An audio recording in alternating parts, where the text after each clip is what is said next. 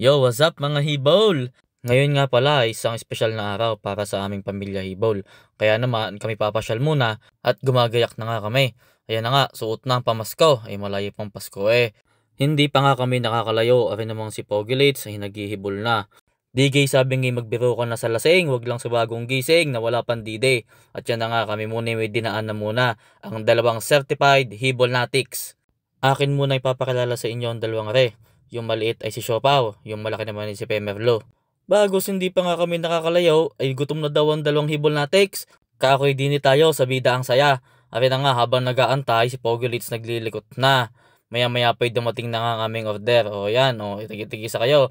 Ay kaakoy inyong titipirin iat yan ni makaisang linggo nyo pang pagkain.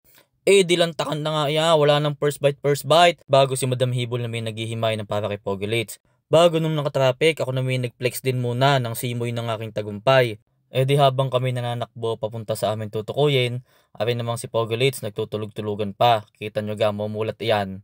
Maya pa nakarating na nga kami dito sa National Shrine of Padre Pio, dito sa Santo Tomas, Batangas. E di kami habang nababa din nag-aayos kami ng gamit, aring si Pogulates chill na chill lang sa kanyang stroller. Aring nga pala yung stroller ni Pogulates, kala may sariling utak. Yan o, ay naku, layari ako yung Madam Hibol. Di na nga pala kami napapesto sa malayo dahil napakadaming tao doon.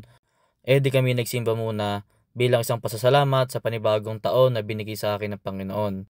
Kasama ang aking pamilya Hibol.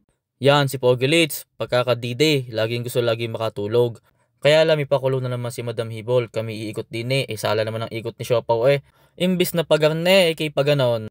Kami nga pala ni Madam Hibol ay tuwan-tawa at kala mo kami banat at dalaga dahil kami mayroong babysitters na kasama din si Siopaw at si Pemerlo. Kaya naman kami nagkaroon ng pagkakataon na makapag-picture muna. Kita nyo ga, ayan Family Hibol.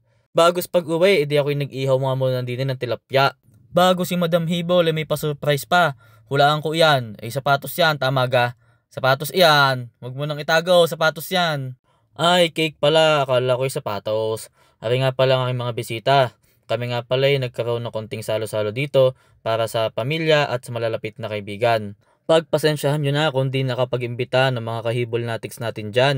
Kakunti naman na rin, wala naman akong pira din At shoutout nga pala din kay Buwan at din kay Jampong. Hawakan niyo muna nga ang aking telepono at ako'y magpipicture lang din Yan, shoutout nga pala sa lahat ng pamilya ko at mga malalapit na kaibigan na nagpunta dito sa aking munting salo-salo at munting inuman. Syempre, hindi mawawala yan at alam kong yan lang naman ang inyong pinunta din Akin na nga si Pogulates, ikaw lamig kambing, nguya ng nguya At habang lumalalim ang gabi ay unti-unti na rin nagtatago ang buwan. Yan, kita nyo gambuan. Din na nga kami nagtuloy ng aming kwentuhan. Aring ising-ising lang.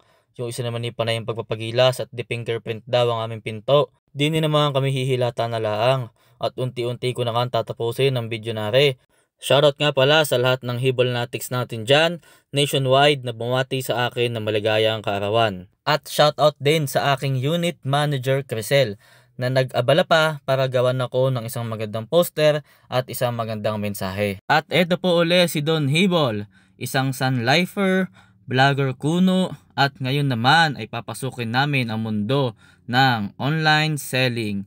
So suportahan niyo po ang aming business ni Madam Hibol. Nasa comment section yung link, just watch and shop. Enjoy your shopping!